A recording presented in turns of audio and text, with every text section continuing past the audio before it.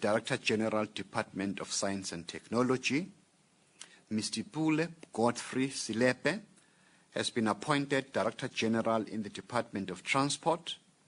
Ambassador Nongeba Nancy Losi Tutu as the Chief of State Protocol at the Department of DIRCO, and the reappointment in the Financial Reporting Standards Council of Mr. Suresh Khanna, and other reappointments, including the new appointments of Advocate Rory Wayne Vola, Ms. Mashipo Faith More, Ms. Anuranda Singh, and Ms. Tanya Wembley.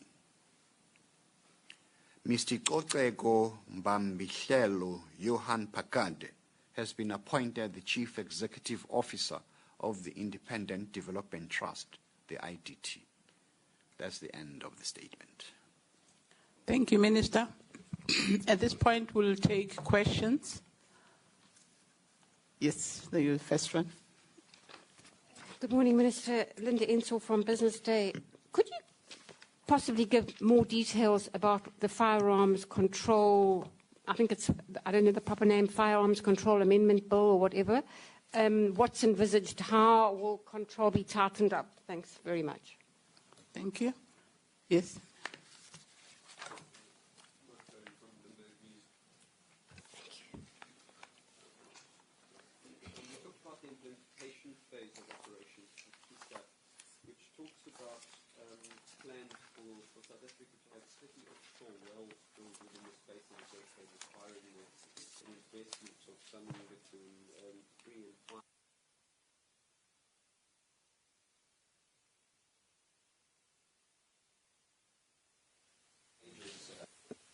Actually going to drill. At the moment, there's no drilling going on at the moment, and we have several reports of investment in offshore drilling having been cut due to the low oil prices. This operation, at least as originally envisioned, when oil was still at over $100 a day, was still viable.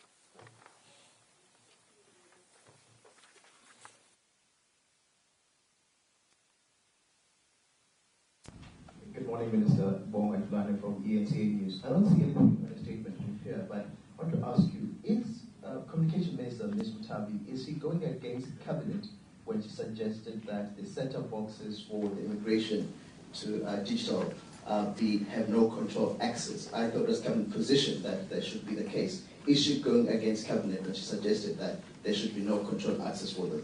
Thank you. Yes, Yanya. Thank you. I'm referring to the first page where you refer to the so-called unruly and unparliamentary conduct of some members of Parliament during the opening of Parliament, by which I guess you mean the State of the Nation address. You say it is disappointing that these elected public representatives chose to dishonour the sacrifices and struggle made to realise our hard-earned democracy. Could you explain how their actions dishonour the sacrifices and struggles made to realise our hard-earned democracy? That's all, I think, yeah. That's all, Minister. On the first question, the Minister of Police will be making a special briefing, so all the details of the firearms will be there. But the main objective is to ensure that we reduce the ownership of arms in South Africa because of the role that firearms play in the increasing of crime levels in our country. On Operation Phakisa, there is progress there. There are delivery units that have been created in all the line function departments that play a role in the oceans economy, coordinated by a Phakisa unit in the Presidency. We are in touch with many oil companies around the world. In fact, they were part and parcel of the laboratory that took place in Operation Phakisa in August and September of last year in Durban.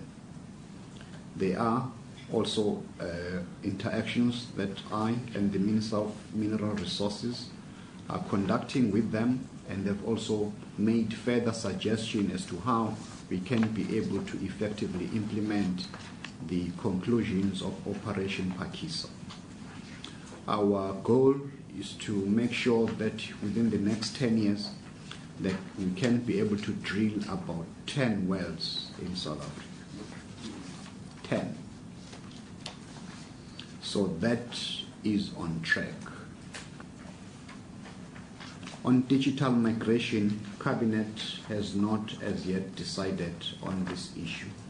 So that question does not arise.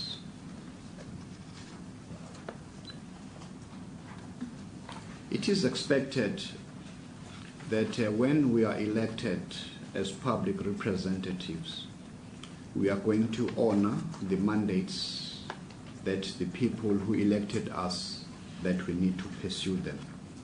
So when people deliberately, by their conduct, disrupt Parliament, that is very unparliamentary. So all those people who sacrifice their lives for freedom, even those who pay this supreme sacrifice, I'm sure they are shaking in their graves. So what we are saying as government, that we need to have a proper decorum in Parliament, so that Parliament as a forum that represents the people, even beyond those who elected us as members of parties, but we have a responsibility to the public at large, that we need to serve them honestly, so that we can be able to bring nearer a better life for the people of our country. Thank you. I'm just going to check Pretoria, whether there's anyone who's got a question. Sis Pumla, it seems we don't have any questions in Pretoria. Okay, thank you. I think I will take just one round and that's it. Kefas. Yes, Blomke. So just to follow up, in the August report that was produced by Operation Peace, they specifically spoke about 30 wells. Has that target been reduced in light of the lower oil price? And have you got any firm commitments from any of the oil majors that they actually plan to drill since Total terminated its drilling program with the Dampier 183? I think it's Bonga. The only, you are the last one, I think, as I understand. Or even you. Yes, Bonga, and then Sid. Minister, can you just give me clarification? You say cabinet doesn't take a decision on that, on the digital migration itself, or the fact that Ms. Mutombi has said that she wants no conditional control access for them? Just clarification, please. But you are the last one. Diane Walker from ENCA. I just wanted to ask the Minister, you mentioned here that Cabinet expresses gratitude to all energy consumers for responding to the call to decrease electricity usage. Now, in the past, there have been some complaints about government buildings not really reducing their electricity uses. We've seen lights on, staying on well into the evening. Was there any decision in government, in the Cabinet meeting about any directive to be given to provincial, national, or municipal buildings about how they should conserve energy? No, there is commitment from oil companies. I have personally spoken with them. They've even given us a document, as I've highlighted in the first response, of how they see the process going forward in terms of the legislation that must clearly indicate with certainty what ought to happen in South Africa, and we are working on that as a government. So I have no doubt in my mind that there is a great deal of interest from oil companies around the world. The big players are here. Cabinet has not discussed digital migration, I repeat. When we've discussed it, will indicate the position of government. So it is premature to talk about what Minister Mtambo may or may not have said. On the issue of government buildings, the President and Cabinet is concerned as well that some government buildings, lights are on unnecessarily. That is why the President has instructed the Minister of Public Works to ensure that he monitors that all government buildings conserve energy and not unnecessarily put lights on, especially during nights. So it is a fact.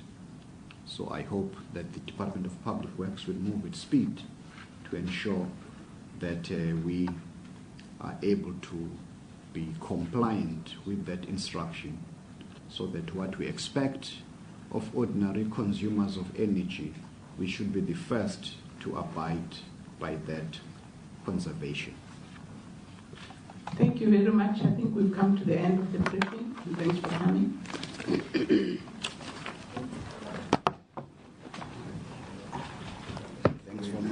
Thanks for not asking about the J word.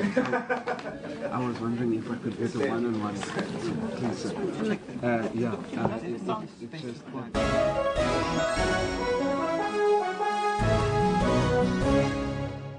would want to do just verify. apparently they made a mistake by saying 10. So but those targets are still okay. All right, thanks. Good day, sir. Look at SABC. I'm well. How are you? no J word. No.